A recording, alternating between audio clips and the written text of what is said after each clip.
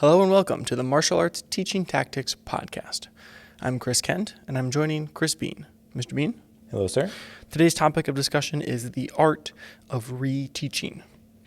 Reteaching is not fun for us as instructors, or for the students. From time to time, and for a multitude of reasons, you will need to reteach information to your students. The reason this is particularly tough is because you'll likely be frustrated. You have already taught this information to the students who most likely did not practice. Your students will also be frustrated because they think they already know this information, and that will make it difficult to be able to reteach what you've already taught them.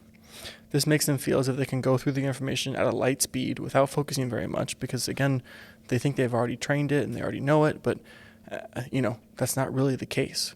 And keep in mind here, we're talking about reteaching the same person or the same group of people, something you've already taught them before.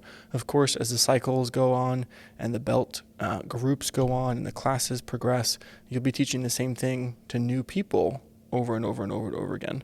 But specifically what we're talking about here is teaching one person or one group something you've already taught them before because there was a failure for them to practice or something went wrong kind of in that process. So, Mr. Bean, is there any way you can kind of break down a little bit more what reteaching is exactly before we get into it? Yeah, like you said, reteaching is anytime you have to teach a move set, whatever the information is, again, whether that be to a group of students or to one student in particular. Anytime you have to do that over again, that is reteaching. And while you're reteaching, you'll have all kinds of feelings and emotions inside you as you normally do, but the emotion that will be at the top will be anger or frustration, confusion. Those will be at the top. Why? Well, because you're thinking, well, I already taught you this information. So either you didn't go home and practice it right, or I didn't teach it to you well enough the first time. So I have to do this again, which means you have to take valuable class time to redo this information, or you have a one-on-one lesson with this person where you have to share this knowledge with them again. Now, again, in these instances, in these circumstances, you're going to feel like the student is at fault because you're like, well, I taught you this already. It's your fault. Why didn't you practice this? Why don't you know this? Well, and that very well could be the case. But it could also be the case that you did not do the best job teaching that information the first time. Or stressing the importance of actually practicing. Yeah, or when you said to practice at the end of class, like you probably always do, you just told them to go home and practice. You didn't tell them specifically, hey, I want you to practice blank because blank. Right? So as you're teaching the information, number one, do your job the best that you can. Teach the information the best that you can each and every time you teach that information. Because you don't want to have to reteach the information. You don't want to have to go through that information again. You don't want to take up class time to do that. And you don't want to have a one-on-one lesson with somebody that was there in the class when you taught it to them the first time and they just, for whatever reason, don't know it.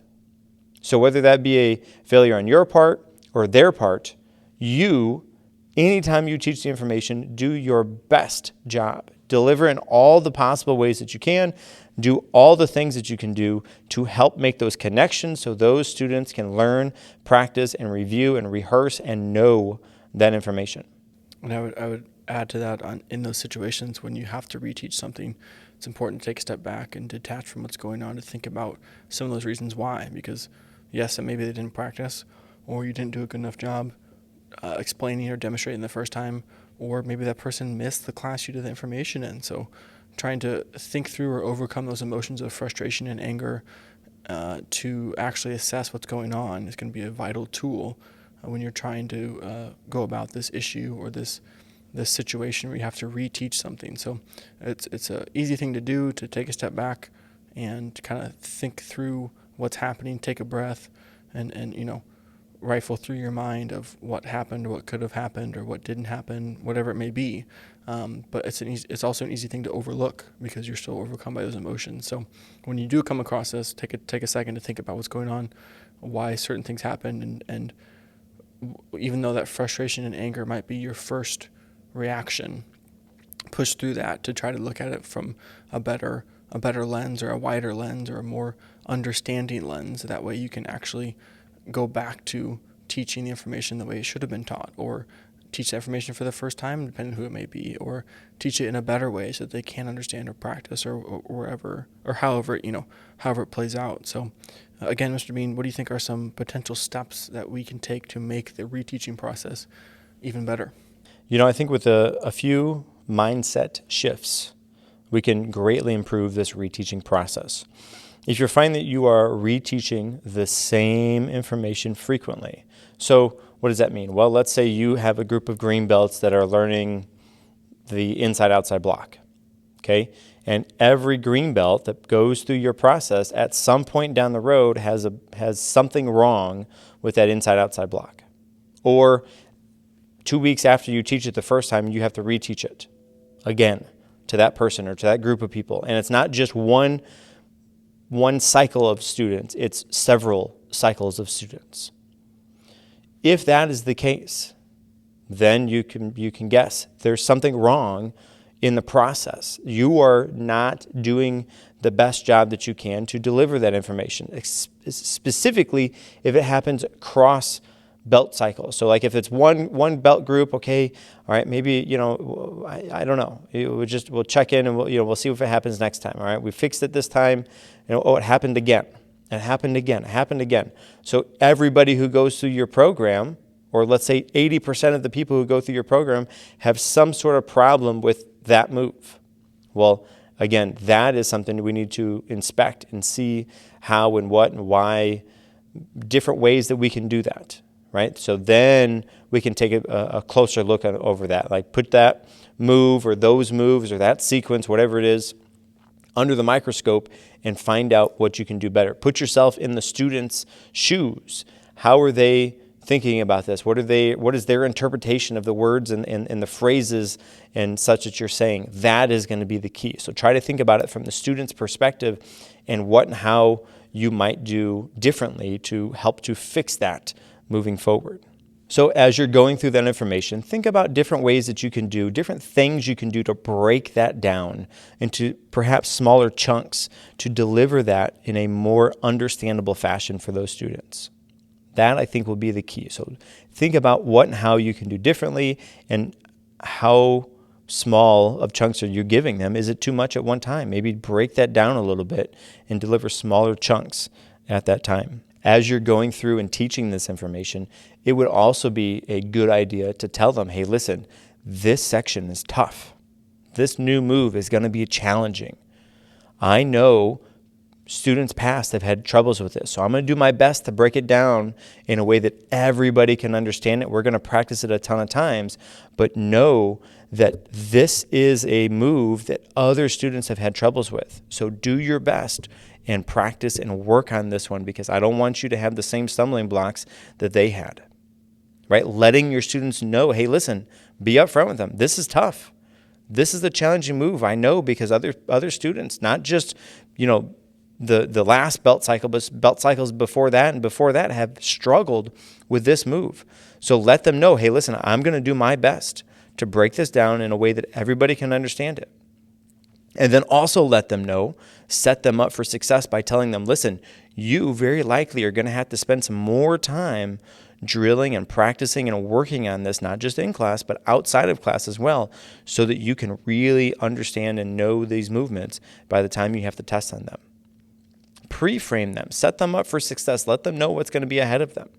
That very simple shift in a mindset can take this from you on the inside feeling, man, I don't know what to do about this. These guys, everybody's had trouble learning this move. I don't know how to teach it differently. I don't know how to break it down any differently.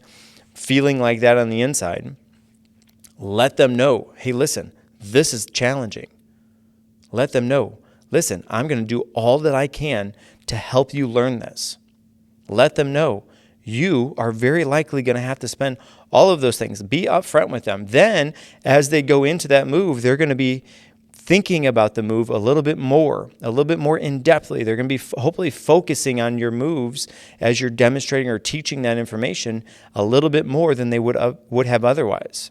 because they know, hey, listen, this is going to be challenging. I know I'm going to have to spend all of those things. Let them know ahead of time so they know kind of what they're getting into with that move set or those moves or that pattern or whatever the movement is. If you have moves that are frequently need to be retaught, so again, same type of situation, turn those sections, turn those moves into moves that will never be forgotten. Right? That's the goal. You want to take that challenging move and make it so no matter how long after they quit karate, you can go up to them and ask them, hey, listen, do you remember that move? Boom, they got it, no problem. Because you delivered it in such a way that made it so that everybody can understand it. You did it in class so that everybody had an opportunity to practice it.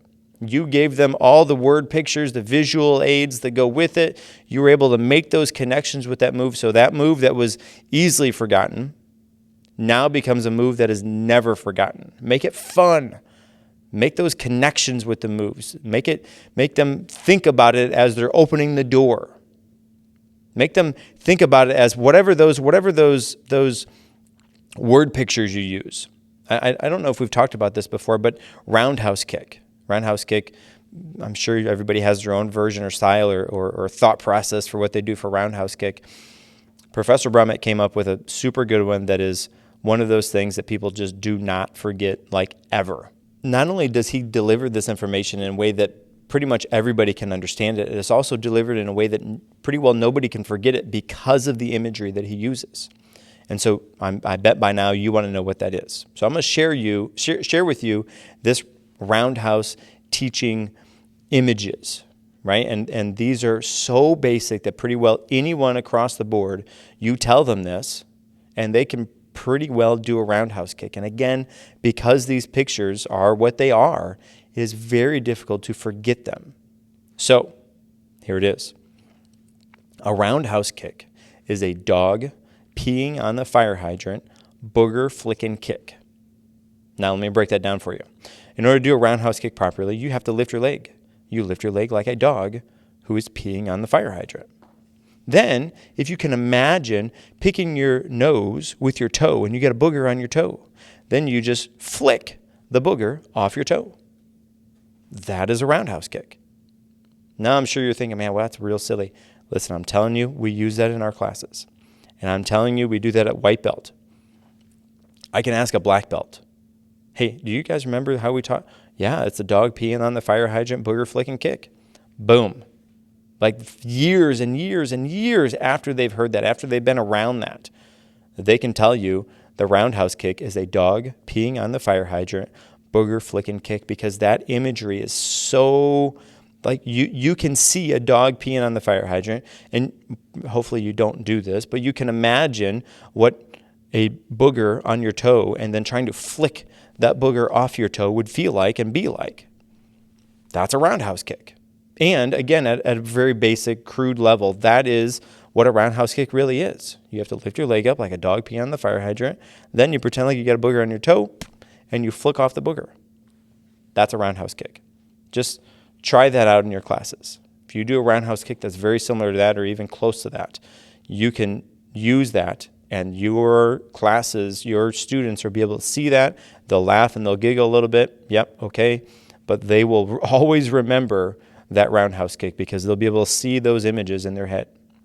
So if you have a tough move, a section or a movement that is often forgotten and needed to be retaught later on, come up with excellent, easily to understand visuals to go alongside that, because then that turns that movement that is easily forgotten into one that is never forgotten because of the way you broke it down, because of the images that you made and made them think about, and those connections that you've made and helped them to establish as they're learning and going through those moves. If you find yourself reteaching one student over and over and over again, then you need to take the steps to assist that student in learning that information again and again and again. And oftentimes this is, you need to try to deliver it in different ways. Instead of trying to think, man, why don't you just understand this? We did this. Everybody else got it. It's just you. What's wrong with you? Instead of that mindset, take it into hey, I clearly am not doing something right. There's something I can be doing that would be better to deliver this information to you. Come from that mindset. Think about what or how or different tactics that you can do to deliver that information to that student, and then try those out. Okay, that didn't work. Okay, let's try this. Okay, that didn't work. Let's try this. So don't come at it with, man, kid, why don't you understand this? Or, lady, what's wrong with you? Everybody else gets it. What's wrong with you? Why don't you know this? Instead of that, you are the person who is at fault because you failed to deliver that information in a way that that person could understand it. You didn't practice it the way that made those connections to that person. So figure out what you can do differently to deliver that information to the student, to that one specific student. Now, if you are working with that student, depending on your class sizes and how many assistant team leaders you have, the whole, all kinds of things considered, very likely the best place to do this is on a one-on-one lesson. That way you're not taking, again, valuable class time away, even though that one person is focusing on that one student. Okay, but that means that one student isn't working on whatever else the class is doing. Right? They're held back. They're working on that one thing. And while that could be very beneficial for the student, then again, they're missing out on something else. So do what you can while you're working on that move set in the class, right? If you can put them with one person, great. But when the class moves to something else, they need to move to something else as well. That way they're not missing out. So all that being said, again, make this a one-on-one lesson, one-on-one information, one-on-one, sometimes call a private lesson, one-on-one class, whatever your verbiage is for that. Do this. That's going to be best suited in that one-on-one type interactions. Now, depending on the age of the student, right, you can get the parents involved. Listen, hey, mom, dad, this is what the move looks like. These are the basic outline. This is how I'm breaking it down. That way, when you're at home, you can try to work on this too. Let the student know or the parents know that maybe some tips of what to do as they're practicing this, right? Maybe oftentimes I know like balancing on one leg and they're doing kicks or something. Sometimes people struggle with that. A pro tip is what I tell them. Hey, listen, here's a pro tip. Okay, pro tip. Pro tip number 1, focus on something that's not moving. So find a picture on the wall or an outlet or something and focus on that as you're doing this, because oftentimes they're wiggling and moving their head around. That's going to make their whole body move. Pro tip number 2, I tell them, is only move the part of your leg or the part of your body really that needs to move. If your hands are moving around, if your entire leg is moving and it doesn't have to, don't. Only move the lower section of your leg to do that roundhouse kick or whatever the kick or position is, right? So give them some pro tips, whether that's an adult student or you're telling the child student and you're letting the parent hear you as you're telling them, hey, listen, parents, these are some pro tips. I'm going to tell both of you guys at the same time. Here they are, right? Give them the pro tips. And sometimes by calling them pro tips as opposed to, hey, you need to do this and this and this, you deliver it as a pro tip. Again, that subtle mindset shift will greatly improve the response, the intake of that information from the student or from the parents or whatever it is, right? So just that small little subtle mindset shift will hugely help this reteaching information. Now, we can leverage this mindset shift when we're reteaching information or when we're refocusing on information. Because when it comes time to reteach your students, don't go into thinking, man, why do I have to teach this information again? Don't tell the students, hey, why do I have to teach this information again? Okay, maybe you tell them that because, listen, hey, we needed to know this the first time. Now we're going to be behind because we're spending more time on this. Maybe let them know, okay? But in your mind or in their mind, a shift that you can do is say, hey, listen, I want to take an opportunity and re-examine these movements. And as we do this, like I told you in that private lesson, I'm going to give you guys some pro tips. Now, I'm not just going to give it to one person. I'm going to let all of you guys know these pro tips so everybody can improve on these moves. So use this as a time to re-examine themselves or to refocus on this. Sometimes you can say, okay, here's the move and it's got 18 complex parts or something, but let's work on this small step number 1. And then they do the move. Okay, great. You got step number 1 down really good. Now let's do step number 2. So step number 1 is already really good. Now let's work on step number 2. Great. Step number 1 and 2 is good. Now let's move to step number 3. And you slowly build up whatever that move set is, right? Just giving them a small shift in their focus. Now listen, what's really happening is I'm going to reteach you guys all this information because for whatever reason, either you did or I did, something didn't go right the first time. So let's refocus this. In your mind, that's what's going on.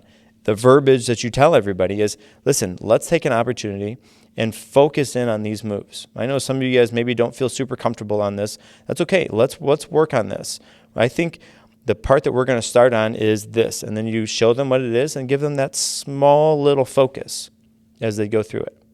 Great. You know what? I think that's looked really good. Now let's check this out. Let's check this other small little part out. Okay, great. You know what? That's looking really good. Let's try to do the whole thing now. Wow, that's so much better. Good job, guys. Change it, right? Instead of seeing reteaching as such a negative thing, build in some positive emotions.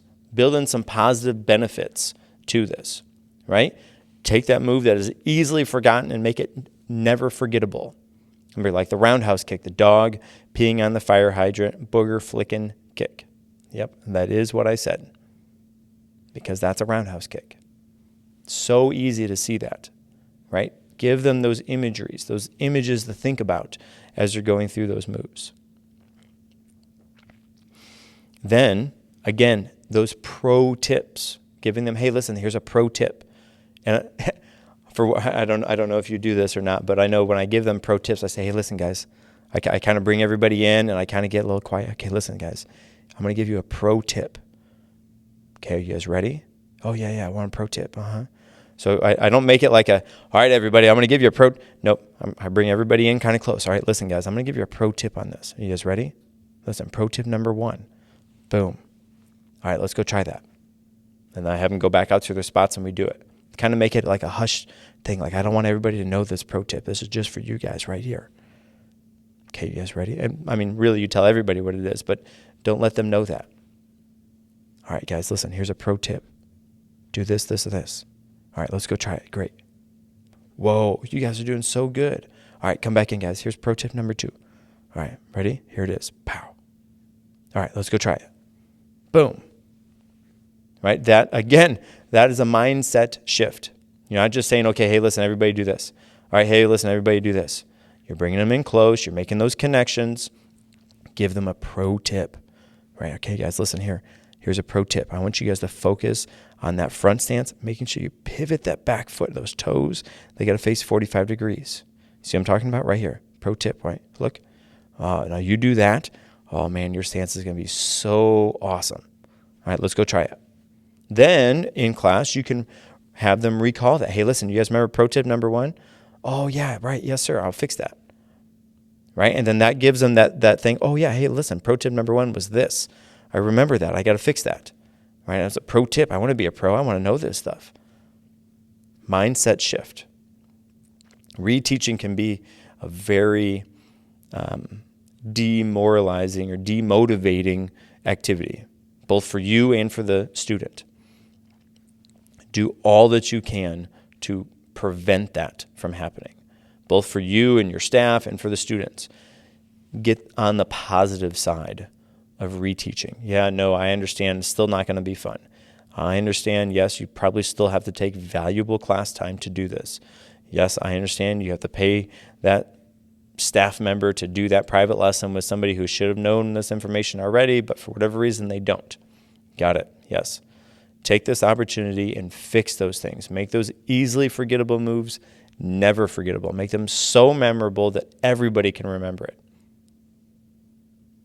take those opportunities, give them the pro tip, right? And then as you're going, hey, listen, Johnny, you remember that pro tip number 1? Oh, right. Yes, sir. Boom. And then you do that pro tip number 1. Give them that. Let them know that. And again, this is just standard stuff you would tell them anyways. This is maybe your pro tips are the correction that you make most, right? Okay, hey, listen, here's a pro tip. Pro tip, man, those words just came out. Yeah, let's go with it. Pro tip number 1, do this. Boom. Then do it, right? You'll be surprised at how well they will remember and try to do those pro tips because it's called a pro tip. Simple mindset shift, right? So think about the times that you've had to reteach information.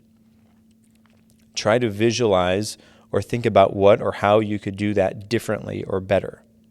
We also talked a little bit about if you have to reteach, for example, the green belts, and the green belts always struggle with this move. Set them up for success by telling them, listen, guys, this is a challenging move. I'm going to do all that stuff that we talked about already, right? Let them know ahead of time. That will set them up for success to hopefully allow them to know, hey, this is a tough spot. I know I'm going to have to spend some extra time on this. So they do that, right? All that you can do to set them up for success. Let them know ahead of time. Give them the pro tips. Make it so that they never forget those moves, like the roundhouse kick, the dog peeing on the fire hydrant, booger flicking kick. Mesh Kent, anything to add? No, sir. Yeah, that's a good way to sum it up. I think, we called it the art of reteaching because it can be a challenge to adjust your perspective on what's happening. And inevitably, if you haven't already, which I find hard to believe, but you're going to come across a situation where you're going to have to reteach something. And it's going to be frustrating. You're going to be angry. But the art is in seeing that happen and being able to shift your perspective and maybe even make it a challenge to yourself. Okay, I have to reteach this move. What's a better way for me to do it? What's some way I can motivate the students? What's a way that I can slip in this pro tip that they can understand and they can work on as they're training? So the art comes in being able to recognize what's happening and roll with it rather than let it stop you or make you stumble in what's going on, and being able to accept reteaching as part of the process, as much as it is not fun, as much as it is demoralizing for us and our students, and as difficult as it can be to have to do things that we've already done and we feel that our students should know.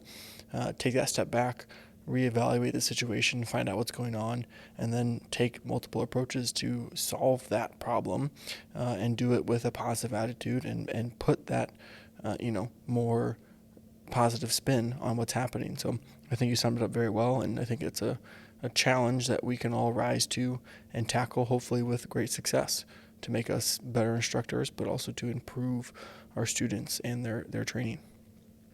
Yes, sir. Yeah. As always, we're online on the social media, Facebook, Twitter, YouTube, Reddit, Instagram, all those places. You can find us at MA Teaching Tactics, MA for Martial Arts, Teaching Tactics. Again, that is MA Teaching Tactics. Until next time, I'm Chris Kent. And I'm Chris Bean.